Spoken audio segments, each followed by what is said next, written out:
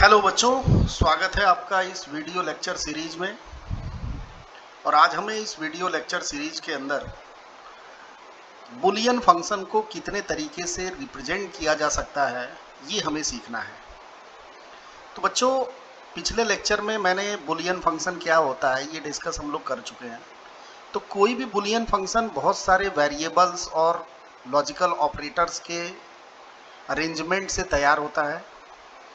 और जब आप किसी बुलियन फंक्शन को इस तरीके से एक्सप्रेस करोगे जो कि मैं लिखने जा रहा हूं, हमने क्या किया कि वेरिएबल्स का प्रोडक्ट किया। ऐसे हमने तीन वेरिएबल्स लिए, तीनों के प्रोडक्ट्स किए, A B C, A B bar C, A bar B C bar, और ये जितने भी टर्म्स आए उनका मैंने सम कर दिया। तो ये जो एक्सप्रेशन बन के आया ये बुलियन फंक्शन का सम ऑफ प्रोडक्ट वाला फॉर्म होगा, या जो फंक्शन को एक्सप्रेस करने का वे होगा वो सम ऑफ प्रोडक्ट वे होगा। तो बच्चों, कभी भी इस तरीके से आपको फंक्शन दिखे तो आप समझ लेना कि ये function sum of product form में एक्सप्रेस किया गया है, जिसे हम शॉर्ट में एसओपी फॉर्म के नाम से भी जानते हैं। ठीक है, तो आई होप आपको ये समझ में आ गया कि कैसे हम बुलियन फंक्शन को पहचानेंगे कि ये एसओपी फॉर्म में है। देखिए ना, नाम से ही पता चल रहा है सम ऑफ प्रोडक्ट, प्रोडक्ट का हमें सम करना है। ठीक है, तो वेरिएबल्स का प्रोडक्ट करके हमें टर्म्स तैयार करने हैं, उन टर्म्स को हमको क्या कर देना है, ऐड कर देना है, सम कर देना है। अब यहाँ एक क्वेश्चन अराइज होता है कि बुलियन फंक्शन को हम एसओपी फॉर्म में कब एक्सप्रेस करेंगे। तो बच्चों, मैं आपको बताना चाहूँगा कि जब किसी बुलियन फंक्शन का आउटपुट लॉजिक 1 आता है, तो जहाँ जहाँ बुलियन फंक्शन का आउटपुट लॉजिक 1 होगा वहाँ वहाँ हम क्या यूज करेंगे, एसओपी फॉर्म को यूज करेंगे। अभी इस पॉइंट की फीलिंग आपको नहीं आएगी, क्योंकि जब तक आप इसके बाद के 2 लेक्चर नहीं पढ़ लोगे तब तक ये पॉइंट आपको उतने अच्छे से समझ में नहीं आएगा। तो अभी फिलहाल बस इसको आप एक तरह से याद कर लो कि एसओपी फॉर्म हम वहाँ यूज करते हैं जहाँ पे आउटपुट क्या आता है, 1 आता है। ठीक है, नेक्स्ट पॉइंट, अगर कोई फंक्शन एसओपी फॉर्म में है तो उसमें बहुत सारे टर्म्स इन्वॉल्व होंगे। जैसे यहाँ पे देखिए 3 टर्म्स इन्वॉल्व हैं। इन तीनों इंडिविजुअल टर्म को हम मीन टर्म के नाम से जानेंगे। किस नाम से जानेंगे? हर एक टर्म को मीन टर्म्स के नाम से जानेंगे। तो इन SOP form each individual term is known as mean term, and mean term is indicated by small M. बात समझ में आई? कहीं भी कोई भी टर्म स्मॉल एम से रिप्रेजेंट किया गया है तो आप समझ लेना कि वो क्या है बच्चों, मीन टर्म है। बात समझ में आई? तो ये तो एसओपी फॉर्म से रिलेटेड कुछ इंपॉर्टेंट पॉइंट्स हो गए। अब एसओपी फॉर्म में और डिटेल में आते हैं हम। बच्चों, एसओपी फॉर्म भी आपको 3 तरीके से एक्सप्रेस किया जा सकता है। Number 1 minimal form, number 2 canonical form, and number 3 standard form. तो ये तीनों फॉर्म क्या क्या हैं इनको जरा हम समझते हैं। एसओपी फॉर्म का बच्चों मिनिमल फॉर्म वो बुलियन फंक्शन का फॉर्म होता है जो मिनिमाइज्ड वे में होता है। मींस किसी बुलियन फंक्शन का मिनिमाइज्ड एक्सप्रेशन कौन सा फॉर्म होता है, मिनिमल फॉर्म। फॉर एग्जांपल यहाँ देखिए मैंने लिया है, सपोज यहाँ आपको एक फंक्शन गिवन है f is equal to A plus A bar B. क्या ये फंक्शन मिनिमाइज्ड फॉर्म में है? नहीं, इसको हम मिनिमाइज कर सकते हैं 1 + 2 3 वाला कॉन्सेप्ट अप्लाई करके। तो 1 + 2 3 इज इक्वल टू 1 + 2 1 + 3, ऑलरेडी मैंने बुलियन अलजेब्रा में आपको पढ़ा रखा है। तो यहाँ से इसकी वैल्यू आ जाएगी a + b। तो ये जो एक्सप्रेशन आया, this expression is minimal form of SOP. ठीक है, तो ये तो हो गई मिनिमल फॉर्म की, और आप इस पे बहुत सारा वर्कआउट किए हो, क्योंकि आपको बुलियन अलजेब्रा में मैंने बहुत सारे लॉजिकल एक्सप्रेशन को मिनिमाइज करने का तरीका सिखाया है। तो आप किसी भी बुलियन फंक्शन को कैसे हम मिनिमल फॉर्म में करेंगे या कैसे उसको मिनिमाइज करेंगे, ये आपको अच्छे तरीके से आता है, तो इसमें बहुत ज़्यादा मैं डिटेल में नहीं जाऊंगा। अब बच्चों आते हैं नेक्स्ट फॉर्म पे, जिसे हम कैनोनिकल फॉर्म के नाम से जानते हैं। किस फॉर्म के नाम से जानते हैं? Canonical form. कैनोनिकल फॉर्म क्या होता है उसको जरा हम समझते हैं। जैसे कोई भी फंक्शन, यहाँ पे देखिए यही वाला फंक्शन मैंने एग्जांपल में ले लिया। ये फंक्शन बच्चों कितने वेरिएबल से बना हुआ है? 2 वेरिएबल से, a और b। तो ये दोनों वेरिएबल इस फंक्शन के अंदर जितने भी टर्म्स हैं उनमें इन्वॉल्व होने चाहिए। हर एक टर्म में हर एक वेरिएबल प्रेजेंट होना चाहिए। आप जरा देखिए तो फर्स्ट टर्म के अंदर a प्रेजेंट है लेकिन b एब्सेंट है। यहाँ इस वाले टर्म में दोनों वेरिएबल है तो चलिए ठीक है, बट यहाँ b एब्सेंट है, तो ये फंक्शन कैनोनिकल फॉर्म में नहीं है, क्योंकि कैनोनिकल फॉर्म ये बोलता है कि each variable is present in each term. बात समझ में आई बच्चों? तो आई होप कैसे आप कैनोनिकल फॉर्म को पहचानोगे ये आपको समझ में आ गया। अब सवाल ये है कि कैसे हम किसी भी फंक्शन को कैनोनिकल फॉर्म में चेंज करेंगे। भाई आगे जब आप डिजिटल इलेक्ट्रॉनिक्स को डिटेल में पढ़ोगे तो आपको एसओपी फॉर्म के अंदर मिनिमल फॉर्म, कैनोनिकल फॉर्म और तीसरा जो तरीका है स्टैंडर्ड फॉर्म, इन सब की बहुत ज़्यादा आवश्यकता पड़ने वाली है आपको। इसलिए आपको इस लेक्चर का एक एक पॉइंट, एक एक मिनट आपको कायदे से समझना है, ईमानदारी से समझना है। अगर यहाँ आप चूक गए, यहाँ आपने लापरवाही की, तो आगे जब डिजिटल इलेक्ट्रॉनिक्स को डिटेल में पढ़ोगे तो कुछ समझ में आने वाला नहीं है। इसलिए मैं आपसे ये अपील करता हूँ कि आप इस लेक्चर को बहुत ही ईमानदारी से, और आगे के भी जो लेक्चर्स आएंगे उनको आपको बहुत ही केयरफुली होकर पढ़ना है। ठीक है बच्चों? तो ये फंक्शन कैनोनिकल फॉर्म में नहीं है, और कैसे हमें इसे कैनोनिकल फॉर्म में चेंज करना है, तो आइए हम देखते हैं कि कैसे इसको कैनोनिकल फॉर्म में चेंज करेंगे। पर्पज क्या है कैनोनिकल फॉर्म में चेंज करने का, ये तो अभी आपको नहीं पता चलेगा, लेकिन जैसे ही 2, 4, 5 लेक्चर आप पढ़ोगे तब आपको पता चलेगा कि क्यों हम कैनोनिकल फॉर्म में चेंज करते हैं, क्या उद्देश्य है किसी भी फंक्शन को कैनोनिकल फॉर्म में चेंज करने का। ठीक है, तो आइए सीखते हैं कैसे कैनोनिकल फॉर्म में हम इसको चेंज करेंगे। तो यहाँ देखिए बच्चों b नहीं है, अब यहाँ हमें b ले आना है, तो उसके लिए हम बुलियन अलजेब्रा का कॉन्सेप्ट यूज करेंगे और इस a को हम लिखेंगे a.1। तो a.1 क्या होता है? a होता है। अब इस 1 की मदद से हम b को ले आएंगे, तो कैसे हम इस 1 को लिख सकते हैं? In the form of b, 1 can be replaced by b plus b बार। भाई 1 को लिखने को तो a प्लस a बार भी लिख सकते हो, लेकिन हम 1 को ऐसा रिप्लेस करेंगे जिससे हमें कुछ फायदा हो या हमारा जो उद्देश्य है वो पूरा हो जाए। तो हमारा उद्देश्य क्या है? यहाँ पे b को ले आना, इसलिए हमने 1 को b के टर्म में लिखा, और ये हो गया a बार b। अब बारी है बच्चों a का इसके साथ प्रोडक्ट करने की, तो यहाँ पे क्या हो जाएगा? a डॉट b, और ये हो जाएगा a डॉट b बार, और यहाँ हो जाएगा a बार b। अब इस फंक्शन को गौर से देखिए, क्या जितने भी टर्म्स इसमें इन्वॉल्व हैं उन टर्म्स में हर एक वेरिएबल मौजूद है, हर एक वेरिएबल प्रेजेंट है? बिल्कुल प्रेजेंट है। यहाँ पे देखिए a और b दोनों है, यहाँ भी है, यहाँ भी है। तो ये जो फॉर्म आया फंक्शन का, this form is canonical form of f। Canonical form of function f।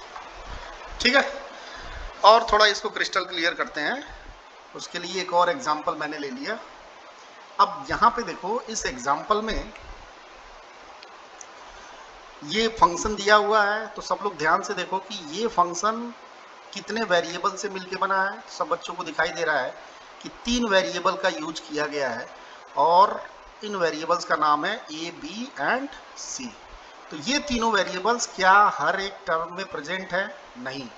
यहाँ देखिए सी गायब है, सी एब्सेंट है, यहाँ पे बी एब्सेंट है और यहाँ बच्चों ए और बी दोनों एब्सेंट है। इस वाले टर्म में क्या है? ए भी नहीं है और बी भी नहीं है। अब तो इसका मतलब ये कि ये फंक्शन कैनोनिकल फॉर्म में नहीं है। तो कैसे आप इसको कैनोनिकल फॉर्म में चेंज करोगे? तो आइए करते हैं। अभी हमने पिछला क्वेश्चन किया, तो उसी क्वेश्चन के कॉन्सेप्ट की मदद से इसको भी हम कैनोनिकल फॉर्म में चेंज करेंगे। तो यहाँ सी नहीं है बच्चों, तो सबसे पहले आप क्या करोगे? ए बी के साथ डॉट 1 लगाओगे, ए बार सी के साथ आप डॉट 1 लगाओगे और यहाँ सी बार के साथ डॉट 1 लगाओगे। एक चीज का आपको ध्यान रखना है कि यहाँ ए और बी दोनों एब्सेंट हैं, तो हम दोनों को एक बार ही नहीं लाएंगे, दोनों को एक साथ नहीं लाना है। आप सबसे पहले ए को ले आइए फिर बी को लाइए, मीन्स एक वेरिएबल को एक बार में ले आना है। चाहे आप ए को ला सकते हो या आप बी को ले आ सकते हो। दोनों को जब एक साथ ले आओगे तो ये पूरा फंक्शन बहुत ज़्यादा हैक्टिक हो जाएगा और आपके लिए कैलकुलेशन करना थोड़ा सा डाउटफुल हो जाएगा। इसलिए मैं आपसे ये कहना चाहूँगा कि अगर कहीं 2 वेरिएबल एब्सेंट है तो आप बारी बारी से एक एक वेरिएबल को प्रेजेंट कीजिए, ठीक है। अब यहाँ पे मुझे सी ले आना है, तो 1 can be replaced by C plus C bar. यहाँ बी नहीं है तो 1 can be replaced by B plus B bar. और यहाँ बच्चों ए और बी नहीं है, तो सबसे पहले मैं ए को ले आऊँगा, तो 1 can be replaced by A plus A bar.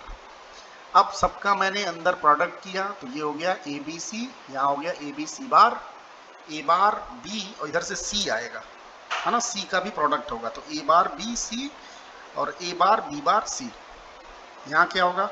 A C bar और यहाँ होगा ए बार सी बार।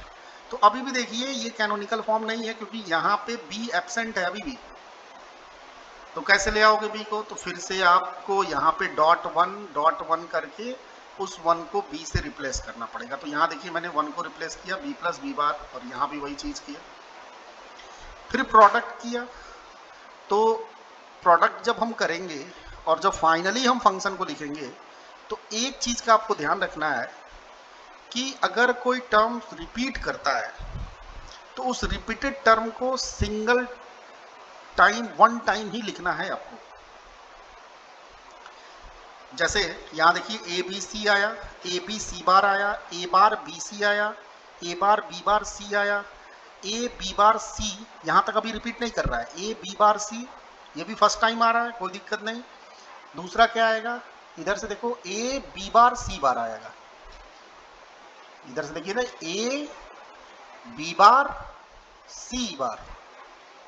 तो यहाँ थोड़ा सा गलत है, इसको मैं करेक्ट करता हूँ। यहाँ बच्चों फंक्शन मल्टीप्लाई होगा तो यहाँ आएगा, इधर से होगा ए और यहाँ बी बार और यहाँ पे सॉरी ए बी बार सी बार, ठीक है। और अब यहाँ बच्चों यहाँ थोड़ा सा मिस्टेक है, ये इधर क्या होगा? ए बी सी बार होगा, इसको भी मैं करेक्ट करता हूँ। हाँ, यहाँ देखो ए बी सी बार और इधर होगा A B bar C bar. और यहाँ जब आप प्रोडक्ट करोगे तो क्या आएगा? ए बार बी सी बार, ठीक है। तो आप इसको प्रोडक्ट करके लिखो। पहले मैं इसको यहाँ से गायब करता हूँ। चलिए लिखते हैं ए बार बी और इधर से आएगा सी बार और इधर से जब आप लिखोगे तो ए बार बी बार सी बार, ये पूरा आएगा प्रोडक्ट होने के बाद, ठीक है। तो अब आप इसमें ध्यान से देखो कि ऐसा तो नहीं है कि कोई टर्म रिपीट कर रहा है, तो चेक करो। ये भी फर्स्ट टाइम आया, ये भी फर्स्ट टाइम आया, ए बार बी सी भी फर्स्ट टाइम आया, ए बार बी बार सी फर्स्ट टाइम आया, ए बी सी बार ये भी फर्स्ट टाइम आया। यहाँ ए बी बार सी बार, ये भी फर्स्ट टाइम आया। और ए बार बी सी बार, चेक करो आ तो नहीं रहा है कभी, नहीं आया, ठीक है। और यहाँ ए bar B bar C bar. तो देखा आपने कि हाँ, यहाँ देखिए ये वाला टर्म रिपीट कर रहा है बच्चों, ए बी सी बार, और यहाँ भी ए बी सी बार, ये दोनों टर्म क्या हो रहे हैं, रिपीट कर रहे हैं। तो इन दोनों टर्म को वन टाइम ही लिखना है। बात समझ में आई?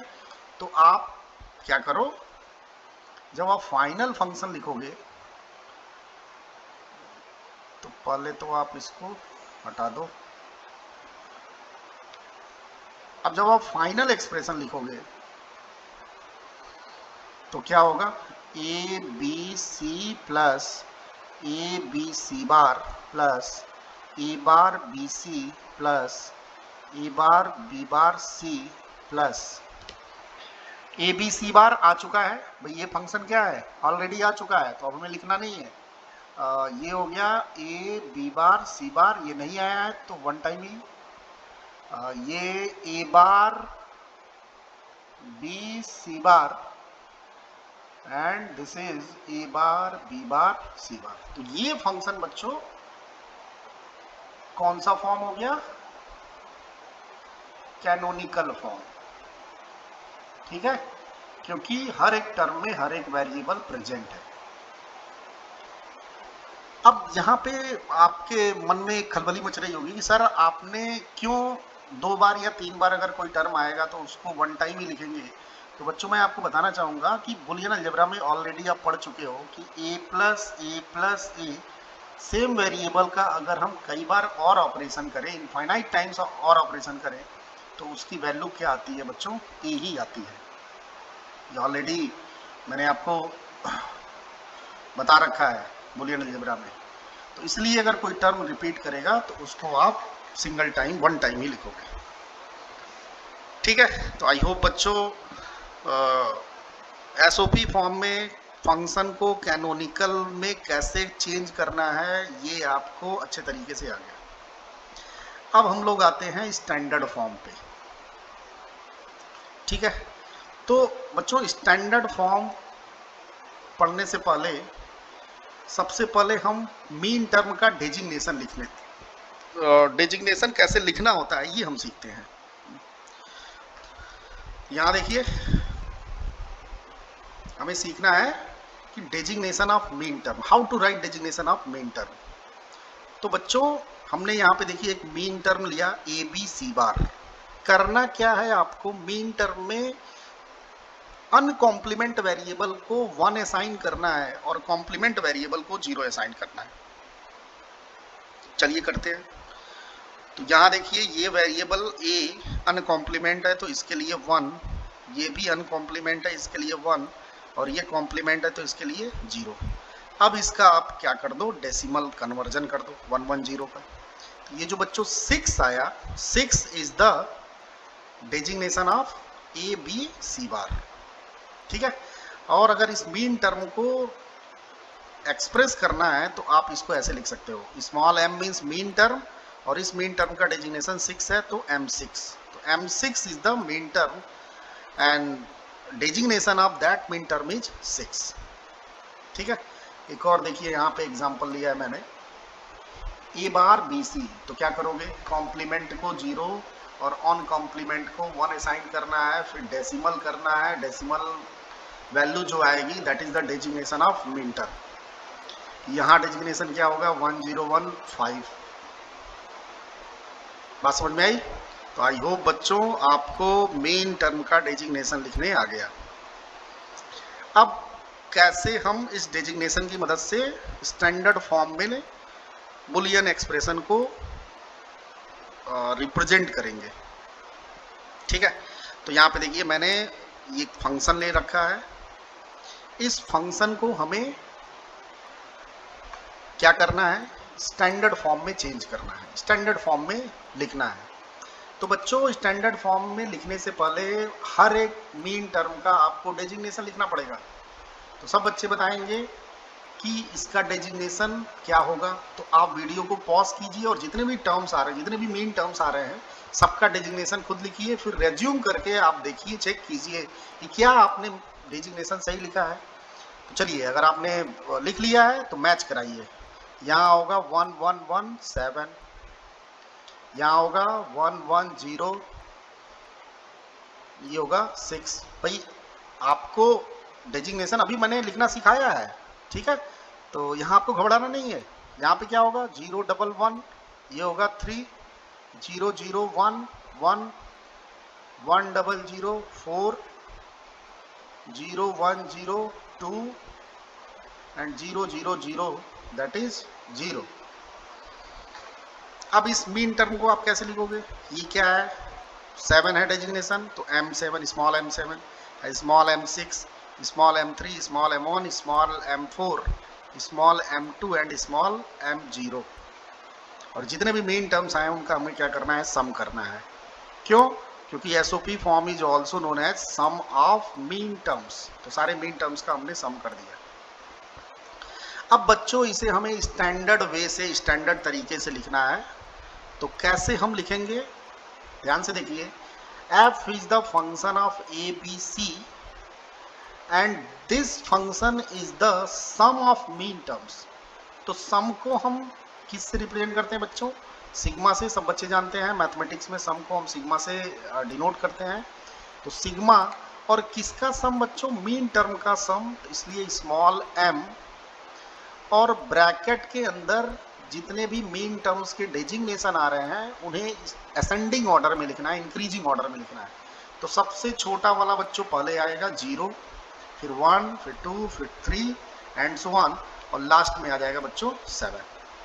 तो ये जो फॉर्म आया, ये जो मैंने फंक्शन को लिखा, this is the standard form of Boolean function. ठीक है, तो कहीं भी ऐसा लिखा हुआ है तो आप समझ लेना कि ये स्टैंडर्ड फॉर्म में लिखा हुआ है। तो यहाँ एक चीज आप देखो कि स्टैंडर्ड फॉर्म मीन्स डेजिग्नेशन वाला फॉर्म, और डेजिग्नेशन आप तभी लिख पाओगे जब मीन टर्म्स में हर एक वेरिएबल प्रेजेंट होगा। जैसे मान लो मैंने आपको एक मीन टर्म दिया ए बी, बोला कि चलो भाई डेजिग्नेशन लिखो, या मैंने आपको एक मीन टर्म दिया ए सी बार, अब बोला चलो डेजिग्नेशन लिखो, तो आप लिख पाओगे? नहीं लिख पाओगे। क्यों? क्योंकि बच्चों बी इसमें नहीं है, बी के बारे में आपको आइडिया नहीं है। तो जब 10 असाइन ही नहीं कर पाओगे तो मीन टर्म कैसे लिख पाओगे, क्योंकि बी क्या है ये आपको नहीं पता है। तो आपको डेजिग्नेशन लिखने के लिए सारे वेरिएबल्स होने चाहिए, या स्टैंडर्ड फॉर्म में लिखने के लिए फंक्शन में हर एक टर्म में हर एक वेरिएबल प्रेजेंट होना चाहिए। Means you can say function should be in canonical form to write standard form, right बच्चों? स्टैंडर्ड फॉर्म को लिखने के लिए हमारे पास कैनोनिकल फॉर्म होना चाहिए, अदरवाइज आप लिख नहीं सकते हो स्टैंडर्ड फॉर्म को। तो एक तरह से देखा जाए एसओपी फॉर्म का कैनोनिकल फॉर्म और स्टैंडर्ड फॉर्म एक ही सिक्के के दो पहलू हैं। ठीक है, मीन्स आपको अगर कैनोनिकल फॉर्म है आपके पास, you can write standard form, और इसका रिवर्स प्रोसेस भी आपको आना चाहिए कि if you have any Boolean function in standard form then you can write it into canonical form। तो यहाँ देखिए मैंने एक एग्जांपल ले रखा है, ये देखिए एक फंक्शन मैंने लिया है, ये फंक्शन किस फॉर्म में है, स्टैंडर्ड फॉर्म में है।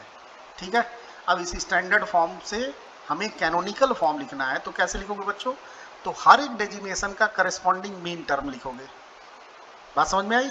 तो 1 का मीन टर्म कैसे लिखोगे? तो सबसे पहले 1 का बाइनरी करना पड़ेगा। तो 1 का बाइनरी क्या होता है बच्चों? 1 होता है, लेकिन आपको 3 बिट में लिखना है। क्यों? क्योंकि ये फंक्शन 3 वेरिएबल्स का है, और 3 वेरिएबल्स का है, इट मीन्स आपको तीनों वेरिएबल का इंफॉर्मेशन लिखना पड़ेगा कि कौन सा वेरिएबल कॉम्प्लीमेंट है, कौन सा अनकॉम्प्लीमेंट है। तो बच्चों 1 का मैंने बाइनरी लिखा इन 3 डिजिट, और जब हम इसका मेन टर्म लिखेंगे तो ये क्या होगा? ए बार, बी बार एंड सी। यहाँ देखिए 3 का क्या होगा? 011 इन 3 बिट, तो 0 मीन्स ए बार और 1 1 मीन्स बी एंड सी। ऐसे 4 का लिख दिया, 6 का लिख दिया, 7 का लिख दिया।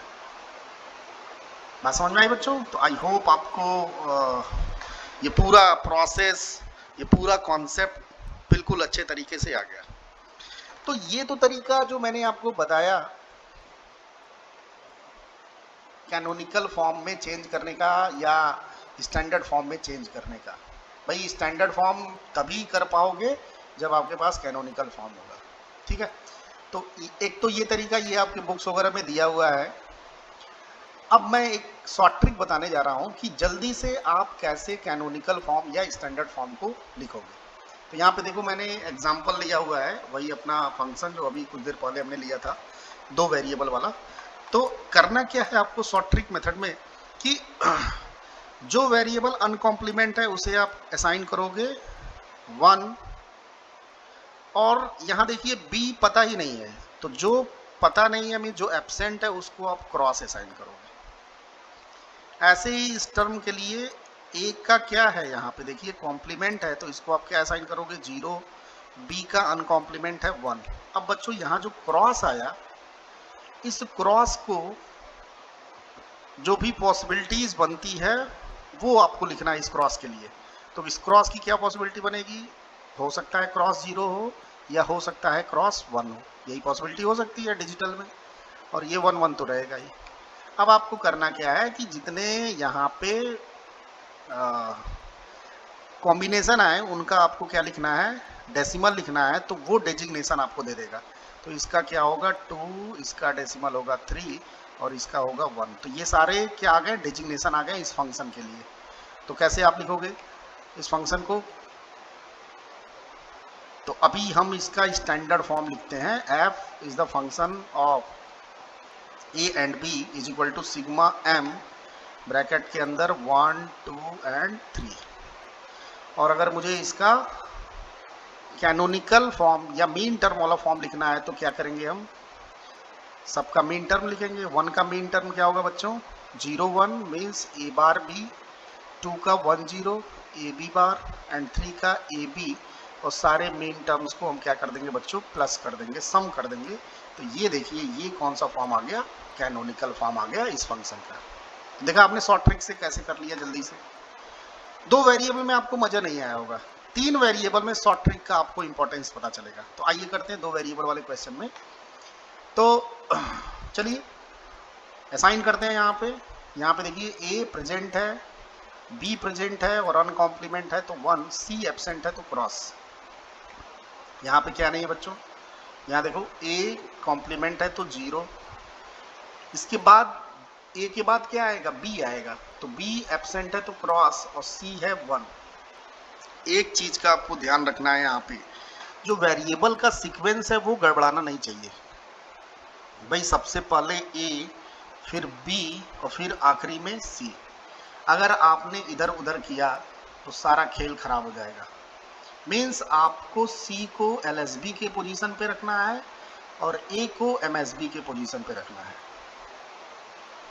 इधर उधर किया सारा खेल खराब, सारा फंक्शन बेकार हो जाएगा, आपका आंसर गलत हो जाएगा।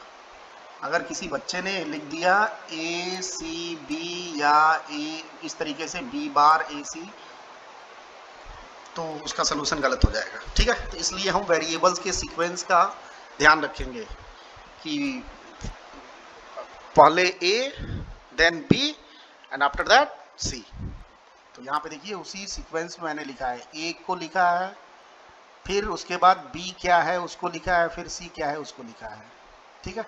तो बी यहाँ पे देखिए एब्सेंट है इसलिए मैंने क्रॉस किया। यहाँ बताओ आप क्या होगा, क्या होगा बताओ, ए एब्सेंट, बी एब्सेंट, सी का कॉम्प्लीमेंट 0। बात समझ में आई। अब सबके लिए हमें क्या करना है, ये जितने भी क्रॉस आ रहे हैं उनकी पॉसिबिलिटीज लिखनी है। तो ये होगा बच्चों 1 1 0 और एक पॉसिबिलिटी होगी 1। यहाँ पे क्या होगा, एक होगा 1 और दूसरा क्या होगा बच्चों 0, और ये 0 1 तो रहेगा ही रहेगा। यहाँ देखिए 2 क्रॉस आ रहा है, तो 2 क्रॉस की क्या पॉसिबिलिटी हो सकती है, हो सकता है दोनों 0 हो सकता है फर्स्ट वाला 0 सेकंड वाला 1 हो सकता है फर्स्ट वाला 1 सेकंड वाला 0 हो सकता है कि बच्चों दोनों 1 हो। अब यहाँ ये जीरो, ये जीरो, ये जीरो, ये जीरो, सबका लिखते हैं डेसिमल। तो इसका डेसिमल 6, इसका डेसिमल 7। भाई आपको आता है डेसिमल करना? नंबर सिस्टम में आपने सीखा है ये सब चीज़ें। 011 3, 0 1 ये 0, ये 2, ये 4, ये 6। ठीक, अब क्या करना है आपको? इसका स्टैंडर्ड फॉर्म लिखना है। तो f is a function of a, b and c is equal to sigma of mean terms with designation in ascending order. First of all 0, then 1, then 2, 3 भी है क्या? हाँ 3 भी है, 4 भी है, 5 नहीं है, 5 के बाद 6 है एंड लास्ट इज 7। तो ये बच्चों क्या आ गया? ये जो फॉर्म आया, ये कौन सा फॉर्म आया? स्टैंडर्ड फॉर्म आया। और इस स्टैंडर्ड फॉर्म से we can write canonical form. ठीक है, तो 0 0 का क्या होगा? 0 0 का होगा बच्चों a बार b बार, है ना। 1 का क्या होगा? 0 1 a बार b, 2 का 1 0 a b बार, 3 का 1 1 a b, 4 का ओहो यहाँ देखिए मिस्टेक हो रही है। ये 3 वेरिएबल का फंक्शन है बच्चों, ध्यान दो यहाँ पे। सी तो आप गायब कर दे रहे हो। चलिए इसको करेक्ट करते हैं। हाँ भाई, 0 का 3 बिट में 0 0 0 मीन्स ए bar B bar C bar, plus 1 का 0 0 1 मीन्स ए बार बी बार सी, 2 का 0 1 0 0 1 0, 3 का 0 1 1, 4 का 1 0 0, 6 का 1 1 0। देख रहा है आप लोगों ने? देखा कि मैं मन में ही कन्वर्ट कर रहा हूं बाइनरी, और मन में ही सारे वेरिएबल्स को लिख रहा हूं। तो ऐसा अप्रोच आपका भी होना चाहिए। तो प्रैक्टिस जैसे जैसे करोगे आपको जिस तरीके से मैं लिख रहा हूं वैसे आपको भी आ जाएगा। तो यहाँ पे बहुत घबराने की ज़रूरत नहीं है कि सर आप बिना चेंज किए हुए डायरेक्ट आप लिख रहे हो। तो मेरा प्रैक्टिस है इसलिए मैं लिख दे रहा हूँ। आप भी ये चीज़ कर सकते हो प्रैक्टिस करके। ठीक है, आखिरी में 7 का लिखते हैं 1 1 1, तो ए बी एंड सी। ठीक है, तो ये देखिए बच्चों, ये कौन सा फॉर्म आ गया? कैनोनिकल फॉर्म आ गया। तो आपने देखा शॉर्ट ट्रिक से जो ये पूरा प्रोसीजर थोड़ा सा लेंदी प्रोसीजर था, ये कितना छोटा हो गया, है ना। तो आप ये शॉर्ट ट्रिक याद रखेंगे, किसी भी फंक्शन के कैनोनिकल फॉर्म को लिखने में आपकी बहुत मदद करेगा ये। ठीक है, तो बच्चों एसओपी फॉर्म से रिलेटेड एक एक पॉइंट्स को हमने अच्छे से डिस्कस किया और बहुत सारी चीज़ें सीखी। अब कहीं भी आपको एसओपी फॉर्म आ जाए या एसओपी फॉर्म के साथ आपको डील करना है तो आपको कोई समस्या नहीं होगी, अगर आपने बिल्कुल केयरफुल होकर ये लेक्चर सुना है तो। नेक्स्ट लेक्चर में हम दूसरा वे सीखेंगे बुलियन एक्सप्रेशन को रिप्रेजेंट करने का, जिसे हम पीओएस फॉर्म या प्रोडक्ट ऑफ सम बोलते हैं। तो आज के लेक्चर के लिए बच्चों बस इतना ही। जय हिंद, जय भारत।